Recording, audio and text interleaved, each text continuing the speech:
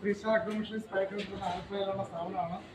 ഇടുക്കി ജില്ലയിൽ ഞങ്ങൾ പുതിയ ഏലക്കായ്ക്കുള്ള പുതിയ ടെക്നോളജി ഉപയോഗിച്ചുകൊണ്ടുള്ള മെഷീൻസ് ഞങ്ങൾ നമ്മുടെ ഇടുക്കിക്കാരനായ തോമസ് ചേട്ടൻ്റെ കൂടെ ചേർന്നിട്ട് ഞങ്ങൾ ഇവിടെ ഇൻട്രൊഡ്യൂസ് ചെയ്യുകയാണ്.